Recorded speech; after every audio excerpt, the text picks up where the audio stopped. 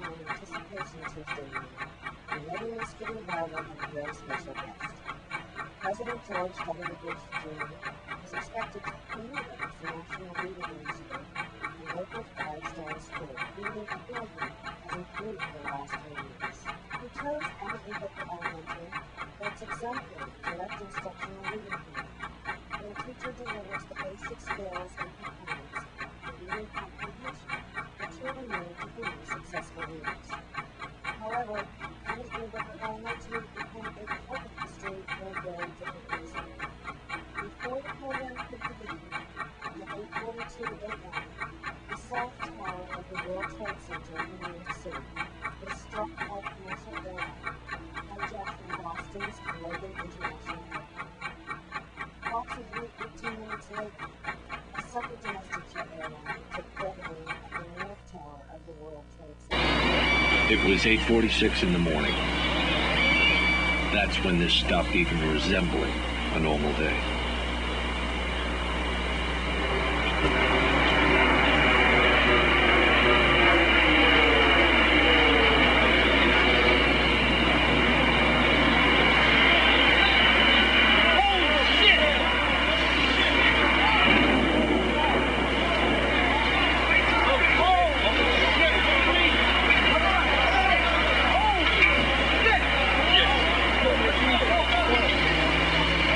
Right then and there, I knew that this was going to be the worst day of my life as a firefighter.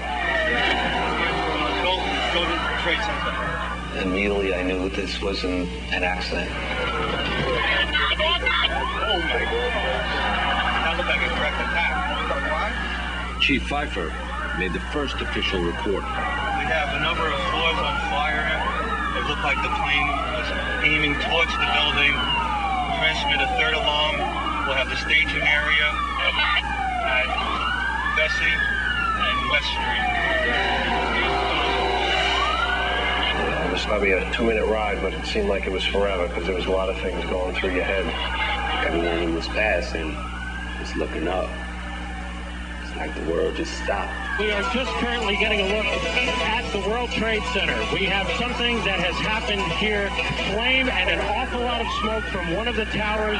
Whatever has occurred has just occurred within minutes, and we are trying to determine exactly what that is. As we swung around in front of World Trade, my mind tells me, wow, this is bad. What do we do? What do we do for this?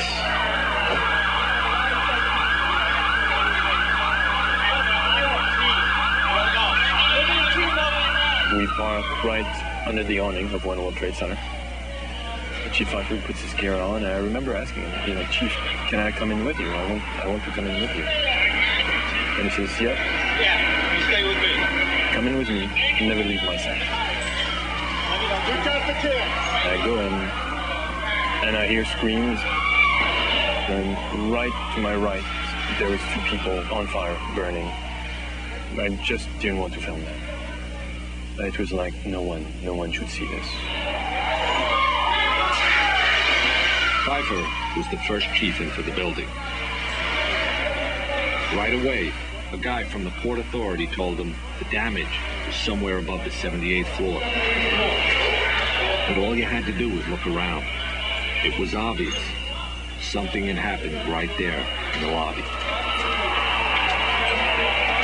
I think what really initially started was I saw the picture of the president in, I think it was Newsweek or Time magazine, and I read the caption, and the caption said, Andy Card telling the president about the second plane. And then I read that he proceeded to read for 25 minutes to the second graders. He was in a Sarasota school that morning for a reading program. And I read it again, and I thought it was, misreported. And it wasn't. And I got upset. I said, this nation was under attack. It was clear that we were under attack. Why didn't the Secret Service whisk him out of that school? He was on live local television in Florida. The terrorists, had been in Florida. I mean, we find that out now. He was less than 10 miles from an airport. Right. And I'm concerned. I want to know why the Secret Service did not whisk him away. I want to know why he is the commander-in-chief of the United States of America.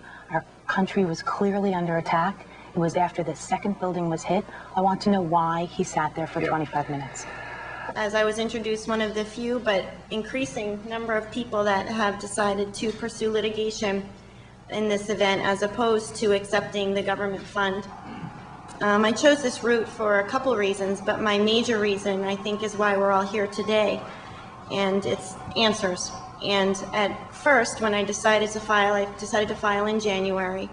I thought that that was my only route, and I still think it's one of the major routes for me to find the answers that I think I deserve and every family member deserves in this situation. I want the answers, and I want the answers to lead to accountability.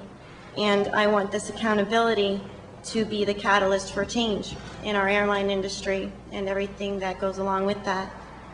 I want this never to happen again, and I can't take it back. But I can be a person that helps prevent it from happening again, and that's what I'm going to do. And morally, this is what I feel I had to do.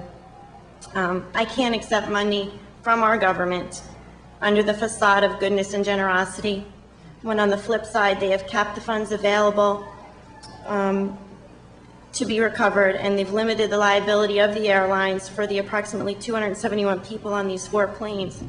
They literally changed laws overnight, in secret, without us knowing that they were doing it, and it's the only time in history of any hijackings that they've ever done this to us.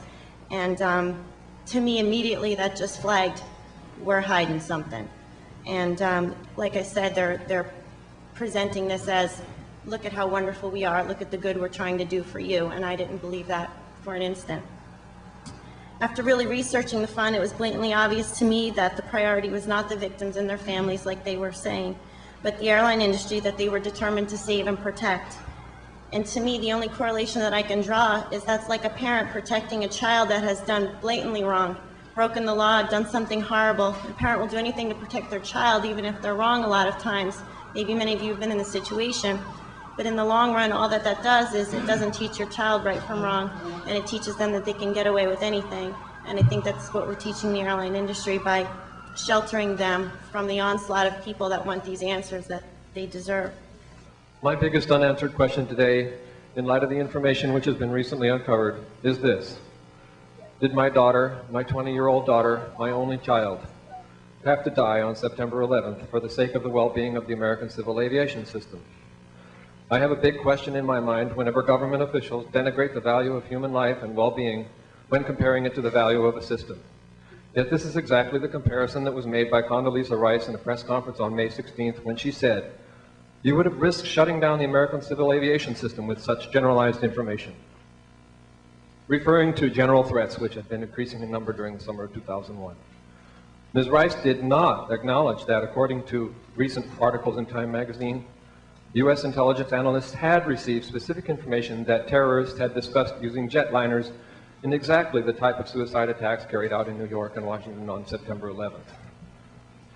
My question is, was Ms. Rice unaware of this when she said in the same press conference on May 16th, "I don't think that anybody could have predicted that these people would take an airplane and slam it into the World Trade Center, take another one and slam it into the Pentagon." If the terrorists had envisioned it, and the U.S. government knew that they had envisioned it, why didn't our U.S. intelligence community, including the NSA, envision it and compel the civil aviation system, the airlines and the airports, to protect us, to keep my daughter from dying on September 11th? Congress is currently conducting a soft insider trading probe. There's growing evidence that the FBI and the government intelligence entities are more closely linked to the documented accumulation of 9/11 insider trading profits than was originally thought. But thus far, the Joint Congressional Intelligence Committee has not publicly referred to prior knowledge of the attacks as it relates to stock transaction profits, while also failing after 9 months to publicize the Critical Securities and Exchange Commission control list report that's tracing what in effect were stock trading profits of death.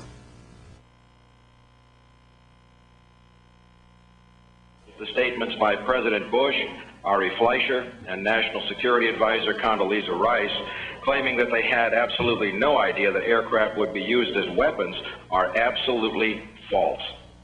As established by reports from the Frankfurter Allgemeine Zeitung, Izvestia, Online IE, MSNBC, Agence France Presse, and the International Herald Tribune, it becomes clear that foreign intelligence services, not random callers or anonymous tipsters, were making direct and urgent pleadings to U.S. intelligence agencies that, when compared side by side, clearly established that Al-Qaeda had trained as many as 25 suicide pilots who were planning to crash hijacked airliners into the World Trade Center in the week of September the 9th.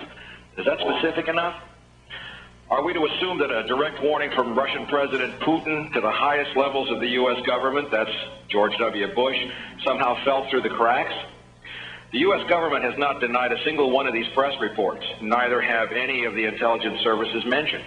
In light of what the world has now seen was done, with reports of possible hijackings from the FBI in Arizona and Minnesota, and the utterly disingenuous and unpersuasive profferings of the administration and its managers, we are now being asked to believe in some kind of a grand and colossally contagious incompetence that any sentient being is not even capable of. This is the first time, and this is the worst disaster, but this is the first time that families have been attempted to be silenced through a special fund, which I believe is about silence more so than about money.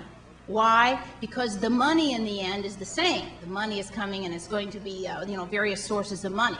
The money could have been made up for the airlines. If you want to bail out the airlines, bail out the airlines. You don't have to silence the families of the victims to do so.